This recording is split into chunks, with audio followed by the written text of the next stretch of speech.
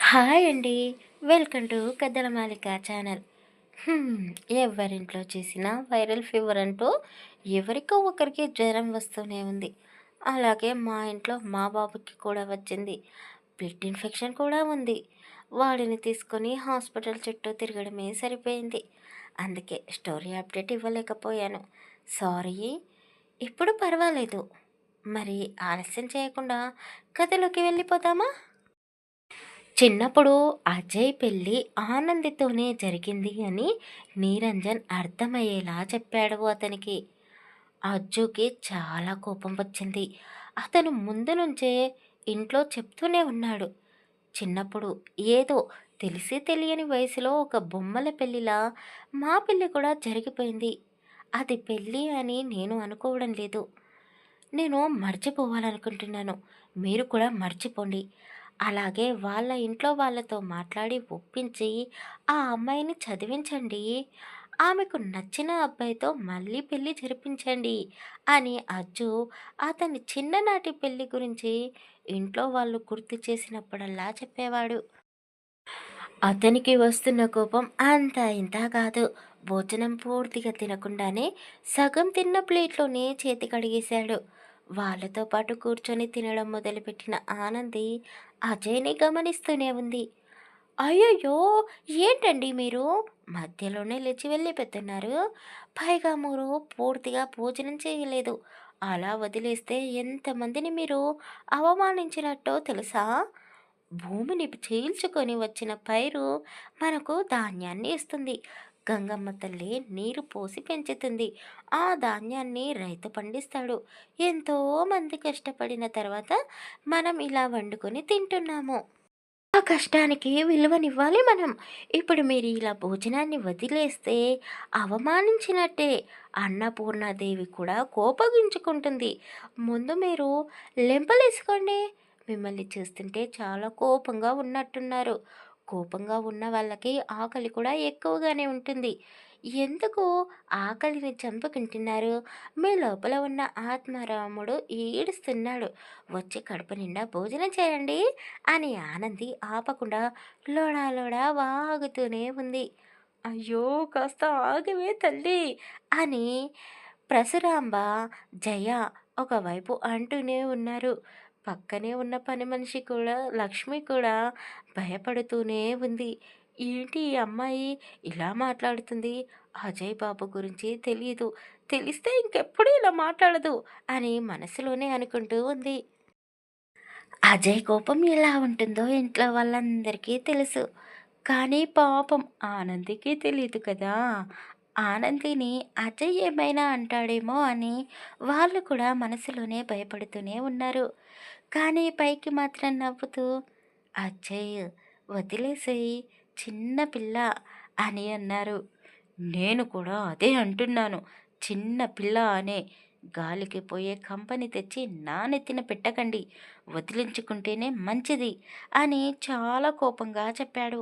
మీతో మాట్లాడాలి. తొందరగా భోజనాలు పూర్తి చేసుకొని రండి అని అక్కడే సోఫాలో కూర్చున్నాడు. అజయ్ 6 అడుగుల ఎత్తుతో అందంగా కండలు తిరిగిన శరీరంతో ఉన్నాడు.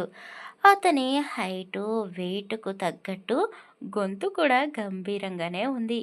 అతని వాయిస్ విని ఆనంది ఒక గ్లాస్ వాటర్ తాగేసింది. వామ్మో! మా నాన్నమ్మ గొంతు కూడా ఇంత గంభీరంగా ఉండదు. మా నాన్న, మా తాతయ్య కూడా నిదానంగానే మాట్లాడతారు. మా ఇంట్లో వాళ్ళే కాదు, మా ఊరి వాళ్ళు కూడా ఎంత గట్టిగా మాట్లాడరు. ఇతనెవరండి బాబు! చూడ్డానికి బానే ఉన్నాడు. పాపం అమాయకుడేమో అనుకున్నాను. తెలీదేమో అని చెప్పాను. కానీ మిమ్మల్ని బెదిరిస్తున్నాడు. అంత కోపం ఎందుకు వచ్చింది? ఎవరతను? అని ఆనంది తినడం మాత్రం ఆపకుండా తింటూనే అడిగేసింది. పని మనిషి లక్ష్మికి ఇంట్లో వాళ్ళకే అర్థమైపోయింది. ఆనంది భోజన ప్రియురాలు అని. వాళ్ళు ఒకరి ముఖాలు ఒకరు చూసుకుంటూ నువ్వు వాడిని గుర్తుపట్టలేదా అని అడిగారు. లేదు, నేనెలా గుర్తుపడతాను? ఎప్పుడు అతన్ని చూడలేదు కదా అని సమాధానం ఇచ్చింది. "హ్మ్, అవునులే. తనకు ఎలా గుర్తుంటుంది? నీకంటే కాస్త వయసులో బుద్ధిలో పెద్దవాడైన మావాడే నిన్ను పోల్చుకోలేకపోయాడు. ఇక నువ్వెలా గుర్తుపడతావులే అని వాళ్ళు మనసులోనే అనుకుని, వాడి పేరు అజయ్. ఈ ఇంటికి వారసుడు. నా మనవడు. మీ అత్తయ్య మామయ్యలకి కొడుకు. నీకు తాళి కట్టిన భర్త అని ప్రసురాంబ చెప్పింది. ఆనంది పూర్తిగా తినేసి వెళ్ళని కూడా చప్పరిస్తూ, ఓహో! అంటే చిన్నప్పుడు నా మెడలో తాళి కట్టి నన్ను పెళ్ళంగా చేసుకున్నది ఈయన గారేనా? అంటే ఇప్పుడు ఈయన నాకు భర్త. హా! ఏంటో ఈ మొగుళ్ళు, మగవాళ్ళు అంతా ఇలాగే ఉంటారేమో! మా ఇంటి పక్కనే ఉండే చిన్నమ్మ, చిన్ననాన్న వరుసయ్యే భార్యాభర్తలు కూడా ఇలాగే ఉంటారు అని చెప్పింది. వాళ్ళకు అర్థం కాలేదు. ఇలాగే అంటే ఎలా అని అందరూ ఒకేసారి అడిగేశారు. సోఫాలో కూర్చొని ఉన్న అజయ్ కూడా ఒక చెవు ఆనంది చెప్పే మాటల వైపు పెట్టాడు.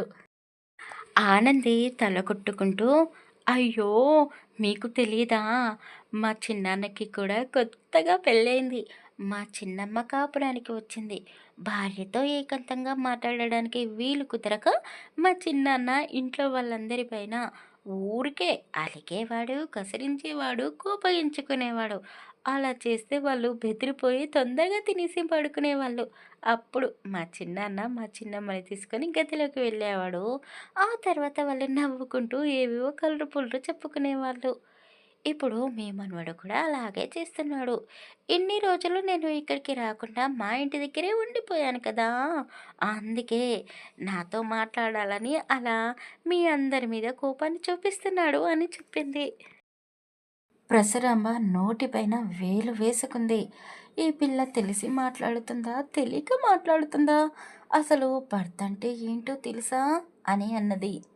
ఓ తెలుసు. ఎందుకు తెలీదు? అని ఆనంది మళ్ళీ మాట్లాడుతూ ఉండగానే జయ ఆనంది నోరు మూసేసింది. నీరంజనేక అక్కడ ఉండలేక సోఫాలో కూర్చొని ఉన్న కొడుకు దగ్గరికి వచ్చి అతని పక్కన కూర్చున్నాడు. లక్ష్మి సైలెంట్‌గా తన పని తను చేసుకుంటూ టేబుల్ పైన ఉన్నవన్నీ వంటగదిలోకి తీసుకుని వెళ్ళింది. ఆనంది, నువ్వు కొద్దిసేపు మౌనంగా ఉంటానంటేనే నీ నోటి దగ్గర నుండి నా చేతిని తీసేస్తాను. లేదంటే ఇలాగే పట్టుకొని ఉండాల్సి వస్తుంది అని జయ చెప్పడంతో ఆనంది అలాగే అన్నట్టు తలాడించింది. అజయ్ వాళ్ళ అమ్మని, నానమ్మని, నాన్నని ముగ్గురిని కూర్చోబెట్టి వాళ్ళతో మాట్లాడాలి అనుకున్నాడు. కానీ ఆనంది వాగుడిని భరించలేక తండ్రి వైపు కోపంగా చూసి పైకి లేచాడు. డైనింగ్ టేబుల్ వైపు కూడా కోపంగా చూస్తూ, మీ అందరికీ లాస్ట్ అండ్ ఫైనల్గా చెప్తున్నాను. ఇంట్లో నేను ప్రశాంతంగా ఉండాలి అంటే ఆ అమ్మాయి నాకు మళ్ళీ కనబడకూడదు. మీరు ఏం చేస్తారో నాకు తెలీదు. తెల్లారేలోగా ఈ అమ్మాయి నా కంటికి కనబడకూడదు అని చెప్పేసి చాలా కోపంగా తన గదిలోకి వెళ్ళి దబేల్మని డోర్ వేసుకున్నాడు. ఏంటండి అమ్మమ్మ గారు, ఆయన గారికి అంత కోపం. నేను ఇంట్లో మళ్ళీ కనపడకూడదా? ఎందుకు? నేనేం తప్పు చేశాను? నన్ను చూడడం ఇష్టం లేకపోతే ఆయన గారు కళ్ళు మూసుకుంటే సరిపోతుంది కదా! అయినా నాకు తెలియక అడుగుతున్నాను. మరి నన్ను మీ అబ్బాయి ఎందుకు పెళ్లి చేసుకున్నట్టు? మీరెందుకు నన్ను మా వాళ్ళ నుండి దూరంగా తీసుకొని వచ్చారు? అంత ఇష్టం లేకపోతే నన్ను మా పుట్టింటికి పంపించేసేయండి. నాకు కూడా ఇక్కడ ఉండాలని లేదు.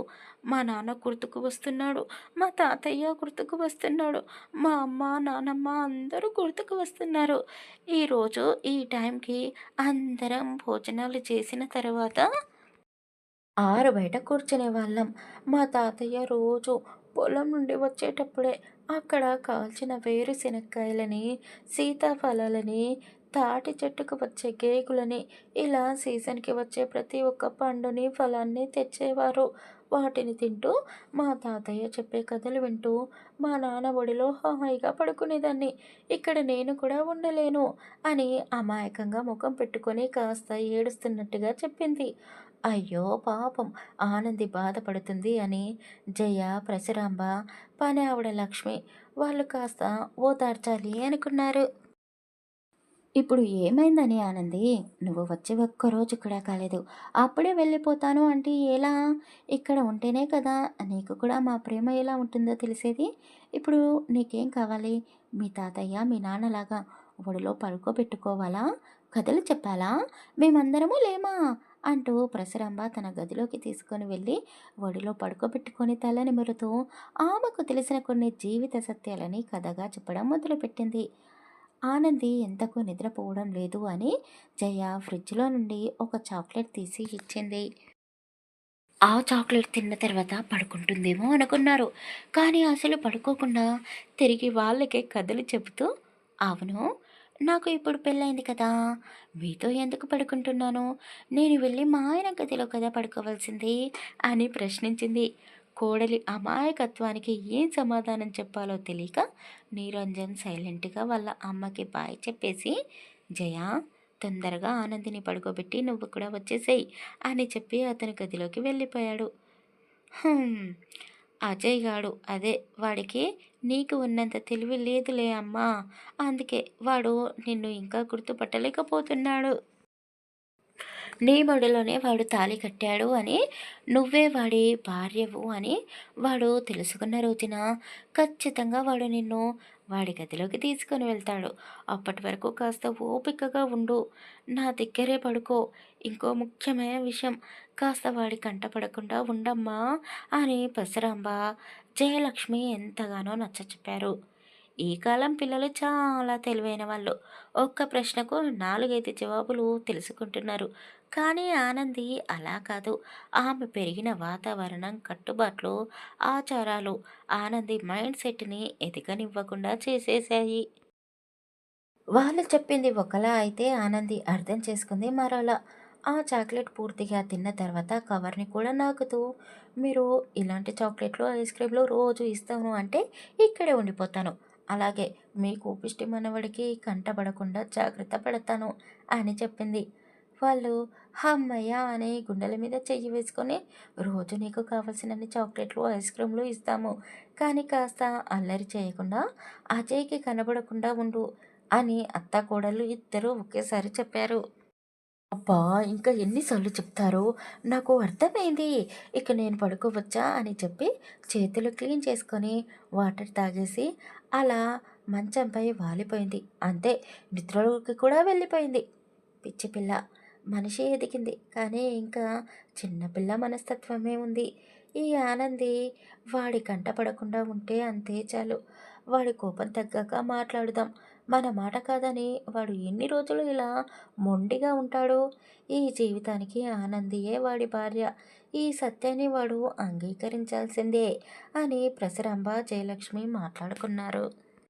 రోజు ఉదయాన్నే నిద్ర లేచే అలవాటు ఉంది అజయ్‌కి.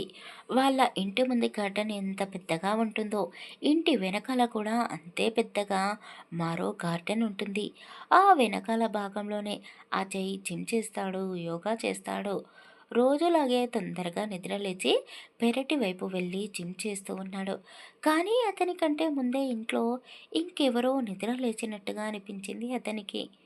నేనే కదా రోజు ముందుగా నిద్రలేస్తాను. నానమ్మ ఈ టైంకి లేవదు. అమ్మ, నాన్న కూడా పడుకొని ఉంటారు. ఎవరు లేచారు? అని అజయ్ జిమ్ చేస్తూనే కిటికీలో నుండి ఇంట్లోకి చూశాడు. ఎవరూ కనిపించకపోయేసరికి ఎవరు లేరులే అని డంబుల్స్‌తో కుస్తీ పడుతూ ఉన్నాడు.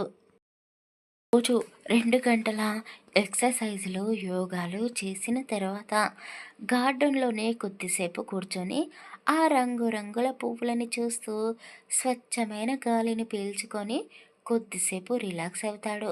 ఆ తర్వాత ఇంట్లోకి వచ్చాడు. ఇల్లంతా ప్రశాంతంగా ఉంది. ఏంటి ఈరోజు ఏదో తేడాగా అనిపిస్తుంది అని అనుకుంటూనే హాల్లోనే ఉన్న పూజ గది వైపు చూశాడు. మంచి సువాసన వస్తుంది. 2 అడుగులు దేవుడి గది వైపు వేసిచ్చేశాడు. దేవుడు గదంతా పూలతో అలంకరించి ఉంది. దీపంతో కలకలలాడుతూ ఉంది. ఆ వైబ్రేషన్ చూడగానే మనసంతా అతనికి ప్రశాంతంగా అనిపించింది. ఇంతకు ముందెప్పుడూ ఆ ఫీలింగ్ కలగలేదు. చిన్నప్పటి నుండి అతను చూస్తూనే ఉన్నాడు కదా! ఇంట్లో రోజు దీపారాధన చేయరు. ఏదో వారంలో 2 రోజులు. అది కూడా అతను ఆఫీస్‌కి వెళ్ళిన తర్వాత. అమ్మో! నానమ్మో! తెలీదు కానీ ఎవరో ఒకరు దీపారాధన మాత్రం చేస్తారు. కానీ ఇంత పద్ధతిగా ఎప్పుడూ చేయలేదు. పూజలకి, వ్రతాలకి మాత్రమే దేవుడి గది నిండుగా అలంకరించి ఉంటుంది. ఈరోజు మాత్రం చాలా కొత్తగా ఉంది. ఆ వైబ్రేషన్స్ అజయ్‌కి చాలా ప్రశాంతంగా అనిపించింది. తన గదిలోకి వెళ్ళి ఫ్రెష్ అయ్యాడు. నానమ్మ, అమ్మ, నాన్న ముగ్గురు కలిసి కాఫీలు తాగుతూ కూర్చున్నారు. అతను తిరిగి బయటికి వచ్చాడు. నిరంజన్ రెడీ అయ్యి ఉన్నాడు. కొడుకుతో కలిసి ఆఫీస్‌కి వెళ్ళడానికి. జయాదేవి, పరశురాంబ ఇంకా స్నానాలు చేసుకోలేదు. వాళ్ళను అలా చూసి వీళ్ళు ఇంకా స్నానాలే చేయలేదు. మరి పూజ ఎవరు చేశారు అని ఆలోచిస్తూనే డైనింగ్ టేబుల్ దగ్గర కూర్చున్నాడు అజయ్. లక్ష్మి చేసిన టిఫిన్ తింటూ గుర్తు చేసుకున్నాడు. నిన్న వీళ్ళు ఒక పల్లెటూరు బయటను తీసుకొని వచ్చారు కదా! ఆ పిల్ల గాని ఈ పూజలు చేసిందా? ఛీ! ఆ పిల్ల వట్టి వాకుడుకాయలా ఉంది. ఇలాంటివి చేయలేదులే. ఇంతకీ ఎక్కడా ఆ అమ్మాయి? కనపడడం లేదు అని కళ్ళతోనే ఇల్లంతా చూశాడు. ఎక్కడా కనబడకపోయేసరికి బహుశా రాత్రి వార్నింగ్ ఇచ్చాను కదా! ఉదయాన్నే పంపించారేమో అని అనుకున్నాడు. హమ్మయ్య! పెద్ద ప్రాబ్లం నుండి బయటపడ్డాను.